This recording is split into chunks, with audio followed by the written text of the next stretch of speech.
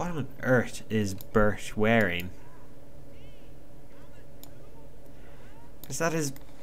Is it a work outfit? It's just really weird.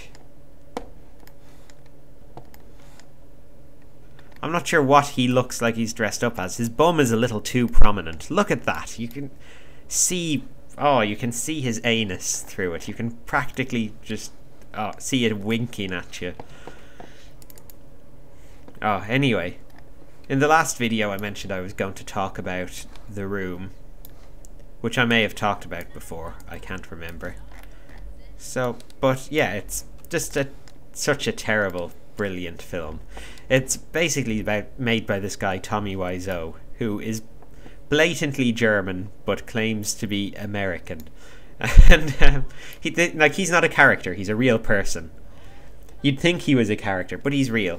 And he obviously had a lot of money because he decided he was going to make his own movie. And, you know, so apparently he bought the cameras and the set and stuff rather than renting them like people would normally do. So obviously he has a lot of money. And he made this film called The Room, which is basically about a guy called Johnny, who's very like Tommy Wiseau, played by Tommy Wiseau actually, who has a girlfriend called Lisa who cheats on him and is just a horrible woman in every way possible. And you just kind of get the feeling watching it that you're watching this man sort of vent his feelings about a past relationship on screen. I mean, you just get... It's clearly like he had a girlfriend who cheated on him and this is his revenge. His poorly acted revenge. It's amazing, though. I mean, you should all look it up. I think you can order it online. I don't think it's on Netflix or anything. Also, when he made the film, he rented out an entire screen in a cinema for 5 years to screen it. Or was it... No, he rented a billboard for 5 years to promote it. I'm not sure if he rented the screen for 5 years. He did pay a cinema to show it. Anyway.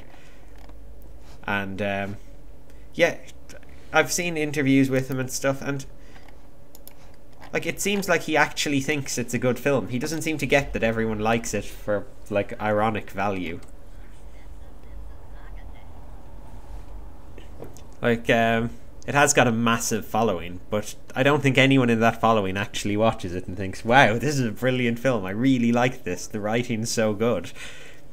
It's just so terrible, and it's such an unintentionally brilliant comedy.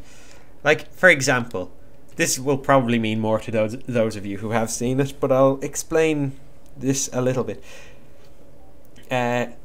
Johnny, the main character in the film, who's not Tommy Wiseau, but he is.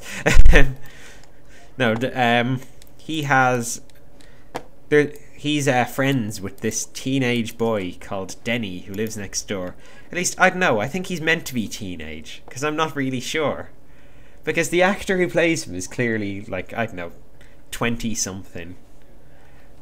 But he talks about being in college, which, you know... Okay, he's a college student. He's probably past the teenage years. He's probably around 20 or so. Yet he has just this ridiculous childlike innocence. And it's worse than in Taken. I mean, if you can imagine the daughter from Taken, if she'd been, I don't know, if she'd suffered brain damage and reverted to an even younger age, that would be Denny from The Room. I mean, it's just really silly. It's like, say, there's one scene where Johnny comes home to Lisa. This is at the very start of the film, and they're getting romantic, and they go up to their room to, you know, be intimate, and Denny just wanders in with them and just sits there and doesn't seem to get, you know, oh, these people might actually want some privacy. It's like, if he's meant to be 20 years old, surely he'd get that you don't follow a couple into their bedroom when they're being romantic. In fairness, though, they shouldn't have wandered up there while he was still in the house. That's a little bit rude. They should have seen him out first, said goodbye. You know, been nicer to their guest. Actually, what's brilliant about the room as well is someone made a flash game of it. I think, I'm not sure where it's available. It might be on Newgrounds, but it's actually brilliant.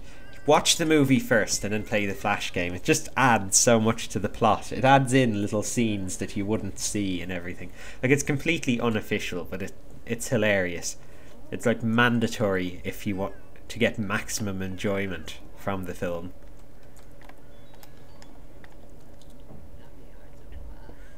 So, how are these guys getting along? Oh, yes! Yes, I guess he's got to break up with Patricia Rowland, who's still like 5. Hey, this is perfect. He's got his girlfriend. I wants to give her a gift. Okay. What gifts can I give? How do I give a gift? What category is that under? Oh, give gift. She can have a photograph of him. There you go.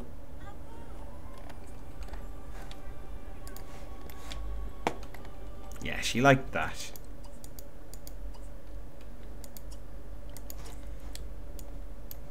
Okay, how's their relationship going? Yeah, it's pretty good.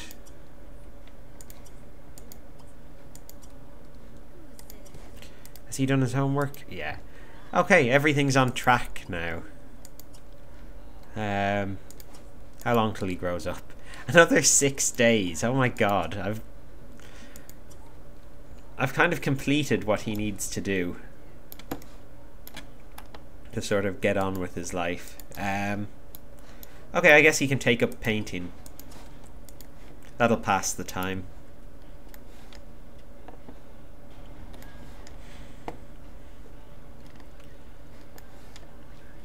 I kind of feel the teenage stage is a little bit long and the child stage may be a little bit short.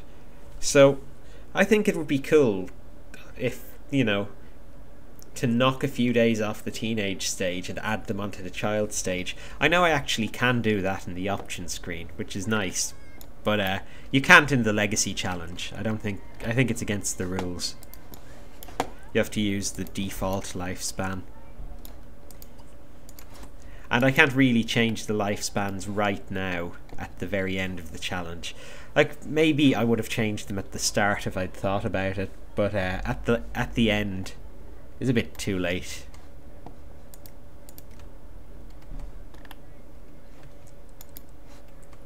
Oh, but I'm a vampire. There's something weird about the vampires, because when I was playing a game of The Sims in whatever the big town is called, the map that's like a city, all I can think of is Steelport, but that's from Saints Row, so I don't know what it's called. But yeah, the map with the big city in it. There's a vampire house, and I had a sim who was a kleptomaniac, and he wandered into the house, and there was like a room with coffin-y things in them. And I told him to steal something, and he stole one of the coffins, and then one of the vampires burst into flames and died immediately. It was a really awkward visit.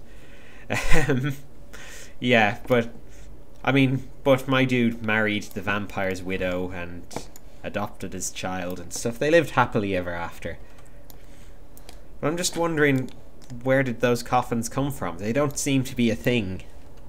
Because I have vampires in the family, and they don't have coffins. I'm not even sure if it was a coffin, more sort of a hover table is the word I'd use.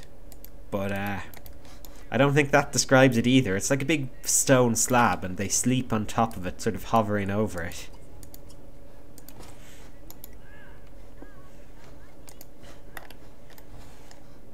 I think it's weird the Supernatural pack adds another type of vampires.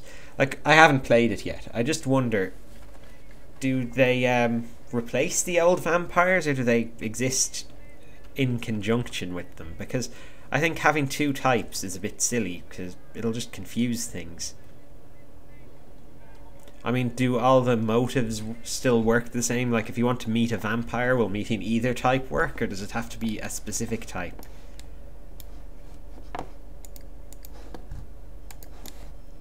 No one's explored this hole yet. I think it's been there for a while. I'm going to send Bert out to investigate. Come on. Down you go.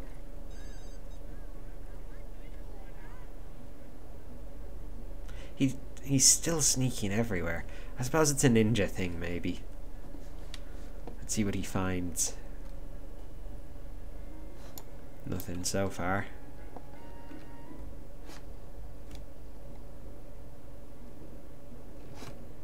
What's that? Just like a... Oh, it's a ghost horse.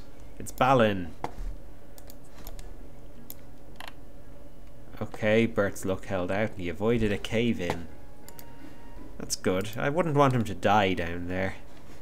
It would be a little inconvenient. Although he's had his children, so it wouldn't be the end of the world. What news from the hole, Bert? Can I see him if I look down? Bert! Bert! I wonder what the glow is. Oh, let's see. He came across an exact replica of Stonehenge, except for a large creature. He let it kept resting. He emerged victorious with palladium and a diamond. Ooh. That's pretty good. And it's still glittering. He can go back in and get more. I'll let him bathe first, anyway. He needs some downtime.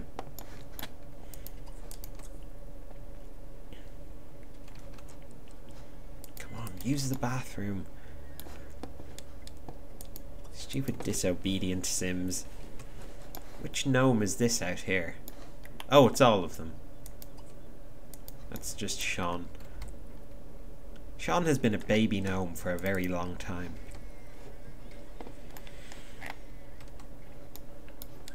He's probably in that horrible toddler phase as a gnome. So, you know, he's annoying all the other gnomes by not being really any use. Just, you know, crying a lot and wetting himself and having to be trained in everything he does.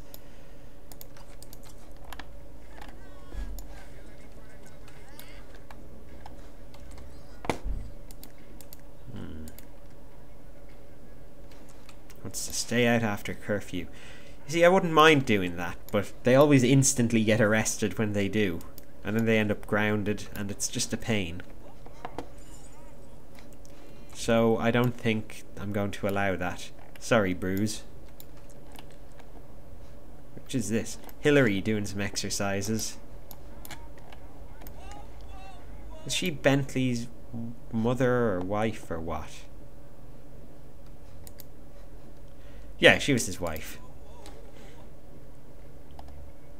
He's still very young, and she's like dead of old age.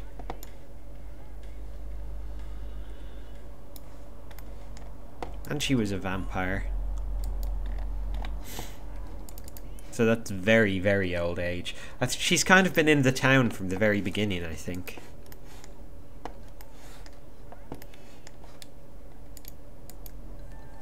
Okay, free vacation.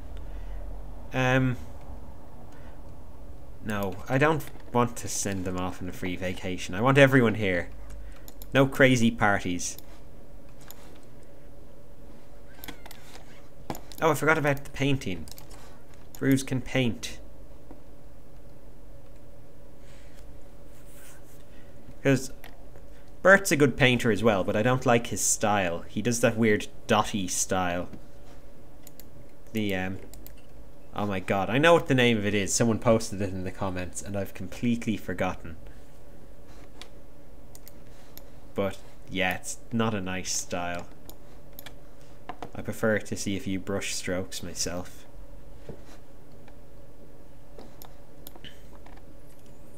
What's he doing? A picture of a tree. Oh, that's an okay one.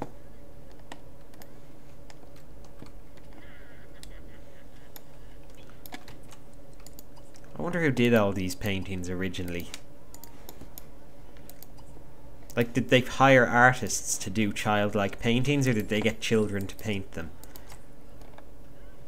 Because I think it's probably the former, because I don't think children really paint like children, like you'd expect. I think when children paint, it's sort of completely mental and incomprehensible, and I don't think any of it makes sense. So it probably wouldn't look as nice in this, because they wouldn't distribute it into the middle of the page, or, you know, they'd probably have, like, I don't know, a red blob in the bottom left corner with a smile on it, and that's a person, and then the rest of the page is big white space.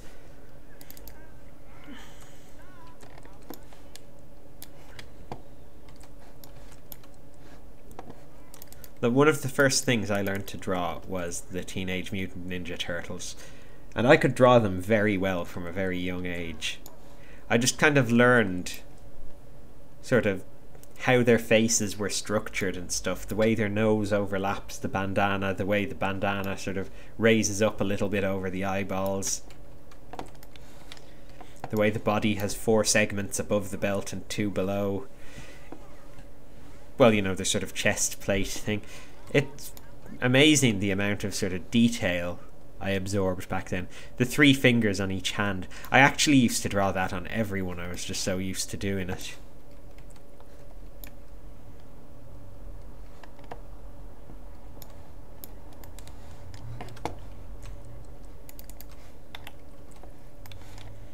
But yeah, so that was... yeah, that was fun back when I was younger, doing all these turtles pictures. There were turtles everywhere. If you get an old book that I used to own, there's probably a drawing of a turtle scribbled on the inside cover or something.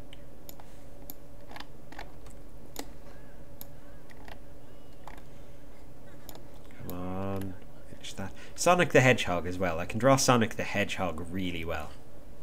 That's another one I've been drawing for years. I personally think I draw Sonic better than the people who draw him for the games these days do. Because I don't like what they've done with Sonic. The green eyes and the overly cool hair. It just... oh, it's just weird. Actually, Sonic fans in general these days are a bit weird. Like, I was a huge Sonic fan back when I was younger. I used to read the Fleetway Sonic comic, and it was brilliant. Like, I was actually a massive fan. My room was covered in Sonic posters and stuff. But I don't know, you look at Sonic fans these days.